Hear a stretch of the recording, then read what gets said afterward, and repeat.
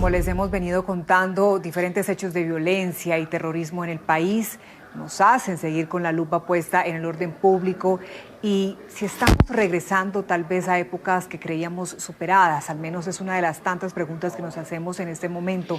Vamos a detenernos aquí y vamos a conversar con el coronel en retiro, John Alexander Moreno, analista además en temas de seguridad. Bienvenido a Noticias Caracol Ahora, coronel, ¿cómo está? Muy bien, gracias Daniela, buenas tardes. Quiero comenzar con ese análisis general que usted tiene. ¿Cómo evalúa la situación de orden público en el país? Pues la verdad es que ya, como hemos hablado en ocasiones anteriores, pues el deterioro de la seguridad a lo largo y ancho del país, pues es bastante preocupante. Y es preocupante porque se parte de un muy mal entendimiento de hace unos años de los productos, de los dividendos de la paz. Entonces empezamos con un actor desmovilizado muy importante, pero descuidamos a otros. Hay un rebote de las acciones, hay un reacomodamiento de las estructuras y esto que estamos viendo no es otra cosa que esa consolidación, pues, digamos, de ese deterioro del que ya todos hemos sido testigos. Pero preocupa ese reacomodamiento, como usted nos explica, coronel, porque entonces uno dice, es lo que ha incidido para que lleguemos a este punto. Volvemos a hablar de carros bombas, de hostigamientos, de ataques, y nos preguntamos por qué no se ha podido vencer el terrorismo.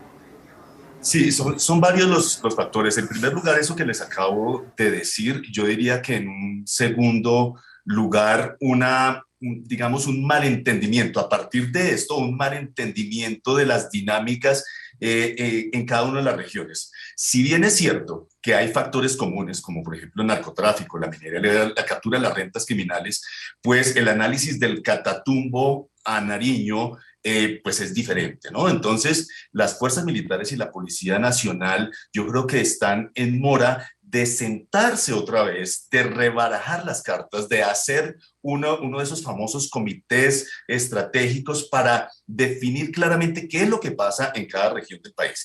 Cuando yo tengo claridad sobre eso, entonces voy a saber cómo es que voy a abordar cada una de las situaciones, cuáles son las capacidades que debo incrementar y cuáles son los recursos que debo utilizar en cada una de las zonas. Entonces, primero eso. Segundo, desafortunadamente, como les venía diciendo, ese malentendimiento de los dividendos de la paz hizo que las capacidades de las fuerzas militares se debilitaran de muy buena forma o de muy mala forma más bien, y entonces perdimos una capacidad importante de anticipación, la inteligencia. Entonces volvemos a una situación que se estaba dando antes del 2014. Esta es una situación muy parecida, de carros bomba, de asesinatos selectivos, y es allí donde el Estado debe volver a mirar, a ver cómo es que rebaraja las cartas y cómo es que su estrategia cambia.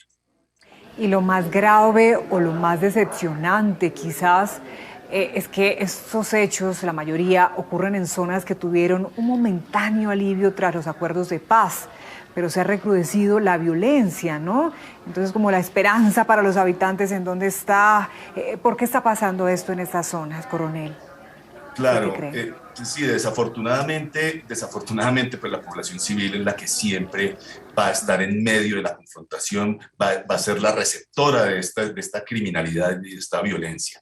Sí, cuando las FARC se desmovilizan por tres cosas. Básicamente porque el imperio de la ley se ha recuperado de alguna manera en esas zonas, porque perdieron el control territorial y porque además sus rentas criminales se vieron disminuidas dramáticamente. Entonces, quitamos, digamos, entre comillas, a ese actor muy importante, pero pensamos que con eso iba a ser suficiente. Entonces, en esas zonas donde no se alcanzó a hacer una consolidación adecuada, iba en muy buen camino, pero dejó de hacerse, pues vuelven los otros actores y hacen presencia. Entonces, no es de extrañar, lamentablemente, que otros actores como el ELN en unas regiones del país, o en este caso la columna que nunca se desmovilizó, la Jorge Briceño, pues haga presencia, quiera mantener su control territorial, así no sea directamente, como en este caso, para proteger los cultivos, porque esta zona, digamos que sí existen, pero no es tan notorio los cultivos ilícitos, sino que es una zona de habituallamiento, es una zona de retaguardia, de corredor estratégico para sacar la droga hacia el Pacífico. Entonces, esas dinámicas hay que saberlas entender, pero parece que, digamos, hay un nublamiento estratégico en el gobierno nacional y pues de ahí para abajo para abordar esos temas y esas dinámicas en cada una de las regiones y por supuesto son las personas las que en cada región son las que pagan. ¿Cómo evalúa el accionar de las disidencias y del ELN? ¿Qué análisis usted hace de eso? Bueno, el ELN tiene una propia dinámica, digamos, no se nos puede olvidar, ya histórico, tienen, entre comillas, una ideología política y de alguna manera reclaman ese papel y esa posición. Entonces, frente a eso, miremos en Arauca. Ellos habían estado, digamos, entre comillas, de alguna manera cómodos en Arauca. No quiere decir que la situación en Arauca hubiera sido de paz y de reconciliación en estos últimos 10 años. No, lo que pasa es que ellos ganaron el enfrentamiento con la FARC en el 2010, entraron a dominar esa zona y entonces ahora vienen las disidencias a tratar de retomar. Entonces viene esta dinámica que ya conocemos ampliamente. Las disidencias pues no son otra cosa que la búsqueda de rentas criminales, minería, narcotráfico especialmente, pero secuestro, extorsión, tráfico de personas y que intentan en cada uno de esos lugares pues hacer presencia. Entonces, digamos, cada una tiene sus intereses, se acomodan en función de ellos, se asocian o se pelean en función de ellos en cada región del país. En este caso, pues no se nos olvide, estos nunca se desmovilizaron, estos actúan bajo el paraguas de Gentil Duarte, que bien sabemos cómo ha venido creciendo, son más o menos una estructura del bloque suroriental que se llama allí, con dos estructuras más o menos, que son 2.500 hombres, no todos en armas, pero que sí están tratando de captar estas rentas criminales. Me quedé pensando con lo que mencionaba hace un instante sobre la inteligencia militar y sobre inteligencia, y no es la primera vez que se lo escucho decir, hemos perdido terreno en ese campo. ¿Estamos mal? Sí, mire, nosotros no podemos seguir viviendo de éxitos pasados. Es cierto, tuvimos y tenemos todavía la capacidad de una inteligencia muy preparada, tenemos algunos recursos todavía que no se han perdido, pero cuando perdemos el horizonte estratégico, pues la inteligencia o cualquier otra capacidad que tengan las fuerzas militares y policía, pues no va a ser bien orientada. Pero es la inteligencia la llamada a orientar ese esfuerzo también, porque es la que está preveyendo, es la que está mirando más allá de la situación actual. Tiene un contexto mucho más amplio. Desafortunadamente no es así. Se perdió una gran capacidad de anticipación en lo táctico, en lo operacional y en lo estratégico.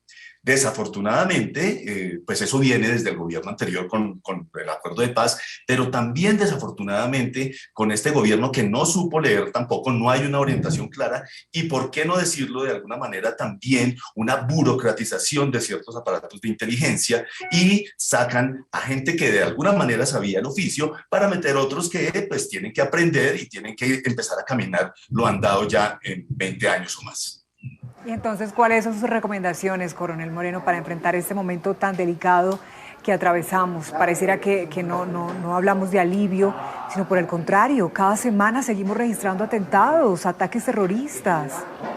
Sí, desafortunadamente, incluso leía ayer o antier un informe de alguna tanque de pensamientos de estos dedicados al conflicto que ya están diciendo, bueno, el próximo gobierno tiene que hacer esto y esto y esto. Claro que sí, pero entonces ya estamos dando por sentado de que estos son meses perdidos. Desafortunadamente, este gobierno, como le digo, no ha tenido ese tino y esa visión estratégica.